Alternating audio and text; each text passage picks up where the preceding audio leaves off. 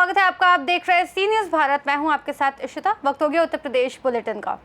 इस बुलेटिन में बात करेंगे अंबेडकर नगर की, जहां सैयद रजा अब्बास ने सीबीएसई हाई स्कूल परीक्षा में 97.8% अंक प्राप्त किए, जिनका स्वागत बसपा नेता जयप्रकाश मौर्य ने उनके घर जाकर किया और उन्हें प्रशस्ति पत्र एवं संविधान की प्रति भेंट दी। अंबेडकर नगर के सैयद रजा अब्बास, जिन्होंने सीबीएसई बोर्ड की हाई स्कूल परीक्षा में 97% से ज्यादा अंक प्राप्त किए, उनका स्वागत बसपा नेता जयप्रकाश मौर्य ने उनके घर पहुंचकर किया। इस दौरान उन्हें मिठाई खिलाई गई, प्रशस्ति पत्र और संविधान की प्रति भेंट की गई।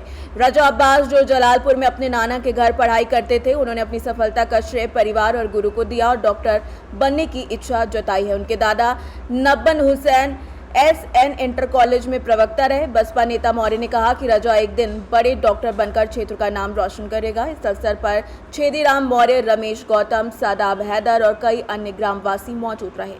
आप आए हैं भौरा में, ये बच्चा जो है आपके बगल में खड़ा है, यह बच्चा रेडियंट स्कूल में अच्छा अंक लाया है, स्थान बनाया है, आपने इसे सम्मानित किया, क्या कहना चाहेंगे बच्चे के? ऐसे मेधावी छात्र जब क्षेत्र में निकलते हैं तो सबका सीना गर्व से चौड़ा हो जाता है। ऐसे मेधावी छात्रों का हम चाहेंगे इसी तरह और भी मेधावी छात्र हमारे क्षेत्र से निकलें, जिससे हम लोगों का गौरव बढ़े।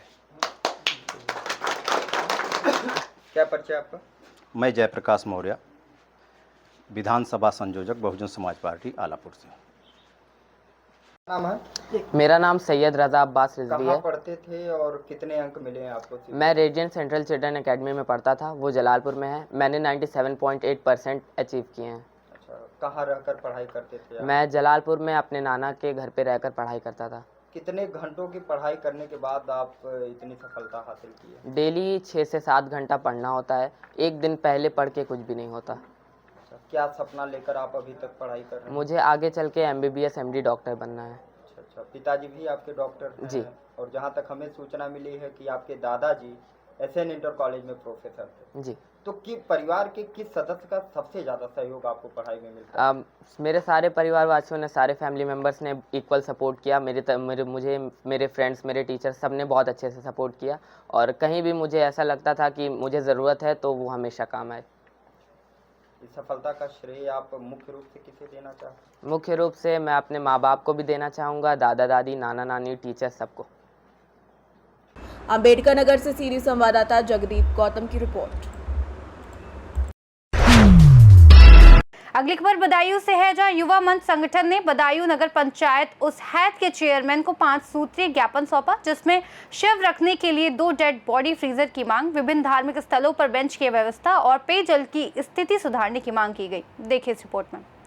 बदायूं में युवा मंच संगठन ने नगर पंचायत उस हैत चेयरमैन को जनहित और सामाजिक हित में 5 सूत्रीय ज्ञापन सौंपा, जिसमें कई मांगे की गई, जैसे नगर पंचायत उस हैत में शव रखने के लिए 2 शव फ्रीजर की आवश्यकता है। नगर पंचायत के मुख्य चौराहों और तिराहों पर सौंदर्यीकरण की मांग की गई। खाटू श्याम बाबा के मंदिर और डॉक्टर भीमराव अंबेडकर पार्क में मूर्तियों के लिए जगह उपलब्ध कराने की मांग भी की गई। साथ ही साथ गर्मी के मौसम में पेयजल की समस्या के समाधान पर भी जोर डाला। ऐसी कई मांगे की गई। इस ज्ञापन को गंभीरता से लेते हुए इन मांगों का समाधान करने की अपील की गई। इस अवसर पर ध्रुव देव गुप्ता, पुष्पेंद्र श्रीवास्तव, विवेक शर्मा, यासीन मंसूरी, हर्षित गुप्ता, निखिल सैनी, राम कबीर सक्सेना समेत कई लोग मौजूद रहे। बदायूं से सी न्यूज़ संवाददाता अभय की रिपोर्ट।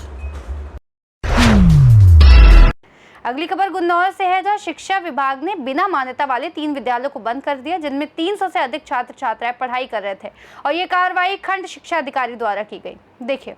गुन्नौर में शिक्षा विभाग ने शुक्रवार को बड़ी कार्रवाई करते हुए 3 बिना मान्यता प्राप्त विद्यालयों को बंद करा दिया। खंड शिक्षा अधिकारी गुन्नौर ने धनारी कस्बे में स्थित MS पब्लिक स्कूल और शिशु मंदिर धनारी, जहां तकरीबन 300 छात्र छात्राएं पढ़ाई कर रहे थे, वहां वहीपुर गांव में स्थित एक अमान्य विद्यालय, जिसमें लगभग 40 बच्चे पढ़ाई कर रहे थे, को बंद करवा दिया। ये कार्रवाई विद्यालयों द्वारा मान्यता के बिना संचालन करने की शिकायत पर की गई, जबकि विभाग द्वारा पहले भी कई नोटिस जारी किए गए थे। अब इन बच्चों के भविष्य को लेकर अभिभावकों में चिंता बढ़ गई है। शिक्षा विभाग का कहना है कि बच्चों को समुचित स्थानांतरण की व्यवस्था की जाएगी। इसके अलावा विभाग ने यह भी कहा कि भविष्य में बिना मान्यता प्राप्त विद्यालयों पर सख्त कार्रवाई की जाएगी। सोनभद्र से सी न्यूज़ संवाददाता कुमधर चौधरी की रिपोर्ट। आगे रुक करेंगे सोनभद्र का, जहां रॉबर्ट्सगंज विकास खंड में साइकिल वितरण कार्यक्रम में 1914 छात्राओं को साइकिल वितरित की गई, लेकिन कार्यक्रम के दौरान टेंट और पानी की व्यवस्था की कमी दिखाई दी, जिससे 3 छात्राएं बेहोश हो गईं। सोनभद्र के रॉबर्ट्सगंज विकास खंड के डाइट परिसर में साइकिल वितरण कार्यक्रम आयोजित किया गया, जिसमें 1914 छात्राओं को साइकिल वितरित की गई। बता दें कि कार्यक्रम में व्यवस्था का अभाव था, जैसे कि टेंट में कूलर, पंखे और पानी की व्यवस्था नहीं थी, जिससे गर्मी में छात्राएं बेहाल हो गई। समाज कल्याण राज्य मंत्री संजीव गौड़ 2 घंटे देरी से पहुंचे और उनके आने से पहले ही छात्राएं गर्मी में इंतजार करती रहीं। कार्यक्रम के दौरान 3 छात्राएं बेहोश भी हुई, जिनका इलाज और घर तक पहुंचाने का आश्वासन मंत्री ने दिया, लेकिन अन्य व्यवस्थाओं पर कोई प्रतिक्रिया नहीं दी। वितरण कार्यक्रम चल रहा है, क्या है कार्यक्रम पूरा और कितने बच्चियों को साइकिल वितरण किया गया? ये हमारे जनपद सोनभद्र में समाज कल्याण विभाग के द्वारा हमारे जो ध्रुव क्षेत्र में रहने वाले हमारे आदिवासी बच्चियां हैं, अनुसूचित जाति की हमारी बच्चियां हैं, उनको आज 1914 साइकिल का वितरण कराया गया है। तो क्या ये अभी वितरण इस सत्र का हो गया या अभी आगे और कराया जाएगा? नहीं, इस सत्र का लगभग लक्ष्य पूरा हो गया है और आने वाले आगे फिर जो है कि पुनः ऐसे चिन्हित करा करके जो बचे हुए हैं उनको भी साइकिल का वितरण कराया जाएगा। मंत्री जी, एक चीज़ देखा गया कि इतनी धूप है और यहाँ 9 बजे से बच्चियाँ आ गई हैं और कार्यक्रम में आप काफ़ी लेट से आए, ऐसे में बच्चियाँ धूप में बैठी रहीं, न तो कूलर की व्यवस्था है न पंखे की व्यवस्था है। देखिए, शादी ब्याह का सीज़न है और हमारा दूर दराज क्षेत्र भी पड़ता है और शादी लगन के वजह से, क्योंकि हमारे बच्चियां भी लेट से आई होंगी, इसलिए हम लोग भी समय से आने का प्रयास किए थे, लेकिन अब इसी बीच में जनता के भी समस्या देखना है। हमारे आवास पर सुबह 9 बजे से लेकर के 11 बजे तक जनता की भीड़ लगी रहती है, उनको भी निस्तारण करना पड़ता है, इसलिए थोड़ा सा हमें आने में विलम्ब हुआ।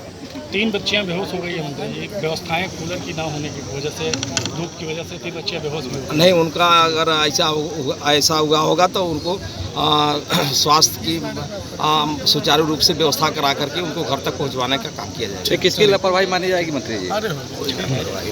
सोनभद्र से सीनियर संवाददाता कुमधर चौधरी की रिपोर्ट। आगे बात करेंगे सोनभद्र की, जहां पन्नूगंज थाना क्षेत्र के बिलौड़ी वन विभाग के पास तेज रफ्तार से जा रहा ऑटो पलटने से मां बेटी की दर्दनाक मौत हो गई, जबकि 8 लोग घायल हो गए। देखिए इस रिपोर्ट में।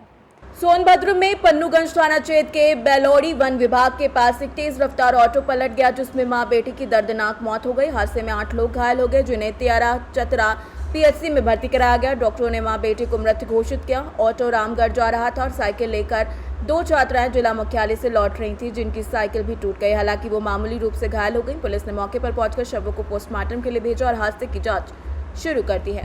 सोनभद्र से सीनियर संवाददाता राजेश गोस्वामी की रिपोर्ट। इस बुलेटिन में फिलहाल इतना ही। देश और दुनिया की तमाम बड़ी जानकारियों के लिए देखते रहिए सी न्यूज़ भारत।